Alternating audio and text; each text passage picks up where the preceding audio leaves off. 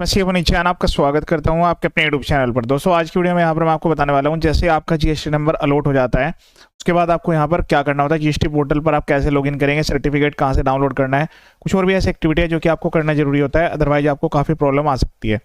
तो इससे previous video में मैंने आपको बताया था कि जीएसटी पर आप जो है पोर्टल पर जाकर खुद से रजिस्ट्रेशन कर सकते हैं और अब यहाँ पर आप जो है 10 से 15 मिनट के अंदर अंदर आपको जो है जीएसटी नंबर ग्रांट कर दिया जाता है। रूल 14A में उसकी अपनी कुछ कंडीशंस होती है।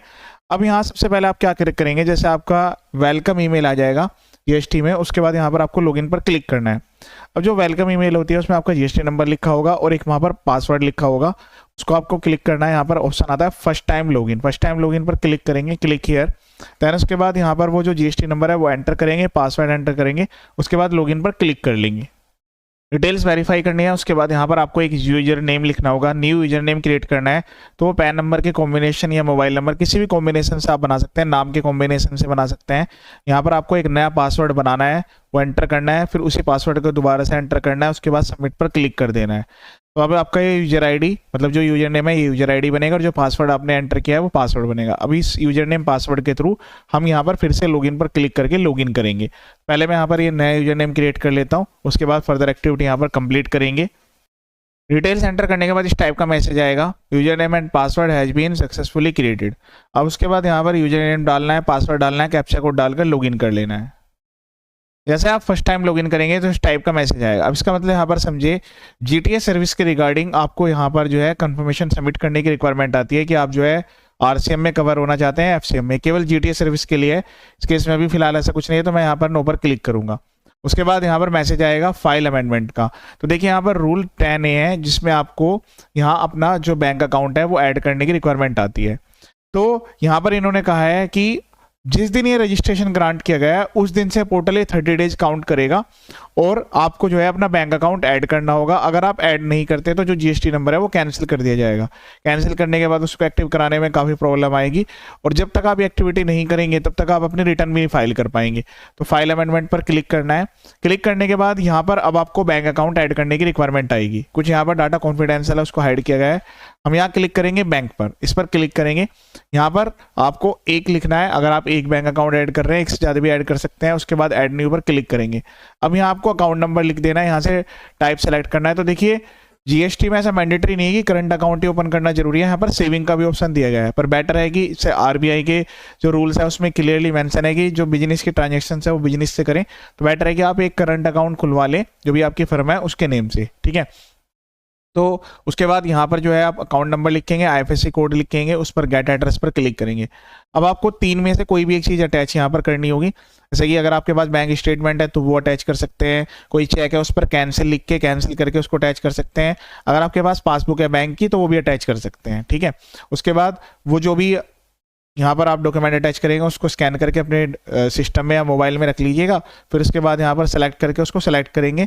उसके बाद डेट ऑफ अमेंडमेंट और यहाँ पर आपको लिख देना है जो भी आपका बैंक अकाउंट है, न्यू बैंक एडिशन, ठीक है, आफ्टर जीएसटी रजिस्ट्रेशन, ठीक है। ये चीज़ लिखने के बाद आपको जो है सेव एंड कंटिन्यू पर क्लिक करना होगा। 7 कंटिन्यू पर क्लिक करते जाना है। उसके बाद यहाँ से ऑथराइज पर्सन सेलेक्ट करेंगे, नेम ऑफ ऑथराइज पर्सन यहाँ पर सेलेक्ट करेंगे। उसके बाद यहाँ पर जो है प्लेस लिखेंगे। उसके बाद यहाँ पर सबमिट ईवीसी पर क्लिक करेंगे।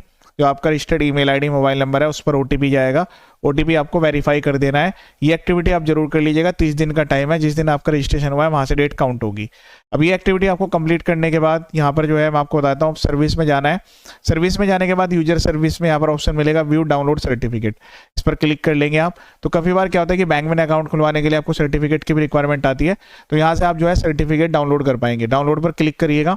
उसके बाद यहाँ पर जो है आप इसको सेव कर लीजिएगा।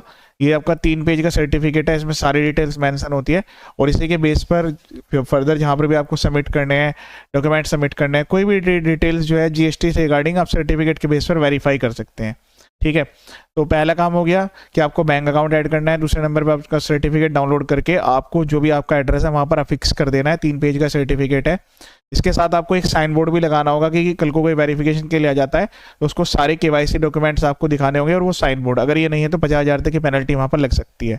इस चीज़ का आपको ध्यान रखना होगा। उसके बाद बात करते हैं कि रिटर्न फाइलिंग। तो देखिए यहाँ पर जो है रिटर्न डैशबोर्ड पर जब आप क्लिक करेंगे तो यहाँ पर आपको जो है हर महीने 2 रिटर्न का ऑप्शन आएगा कि आपको जो है GSTR1 and 3B 2 return file करनी होगी। लेकिन इसमें यहाँ पर जैसे अभी मई में रजिस्ट्रेशन हुआ है, आप सर्च पर क्लिक करेंगे, अभी ये फैसिलिटी यहाँ पर एनेबल नहीं है। उसके लिए आपको क्या करना पड़ेगा, ये वाला जो ऑप्शन है उसको सेलेक्ट करना पड़ेगा। तो पहली बार में तो बाय डिफॉल्ट मंथली का ऑप्शन आएगा, बाद में आप इसको क्वार्टरली भी कर सकते हैं। जैसे मैंने तो यहाँ पर रिटर्न के थ्रू किया है। बाकी आप डायरेक्ट चाहें तो सर्विस में जाकर, यहाँ पर रिटर्न्स में जाकर, यहाँ पे ऑप्ट इन क्वार्टरली रिटर्न, ये भी आप जा सकते हैं, इसके थ्रू भी जा सकते हैं।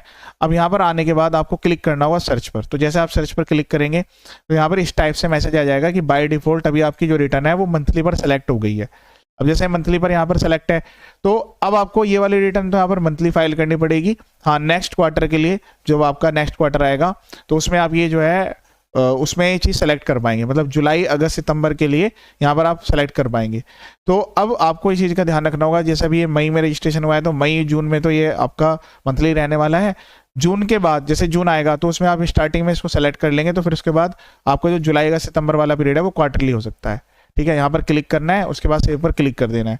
तो अभी तो ये मंथली रहेगा, फिर उसके बाद जो है अप्रैल जो जिस भी क्वार्टर में आप कर रहे हैं बाकी आपका क्वार्टरली हो जाएगा। तो इस तरीके से आप प्रोसीड कर पाएंगे। तो ये सेलेक्ट करने के बाद आपको यहाँ पर सेव पर क्लिक कर देना है। यहाँ पर जो है आपको ये सेलेक्ट करने के बाद अब रिटर्न फाइल करनी है। अगर आपकी कोई भी एक्टिविटी नहीं हो रही तो भी आपको जो है ड्यू डेट के अंदर फाइल करने की रिक्वायरमेंट आएगी। तो GSTR1 की जो डेट होती है वो 11 तारीख लास्ट डेट होती है, और जो 3B है उसकी रिगार्डिंग जो है नेक्स्ट मंथ की 20 तारीख लास्ट डेट होती है। दोनों रिटर्न भी जरूर फाइल करिएगा।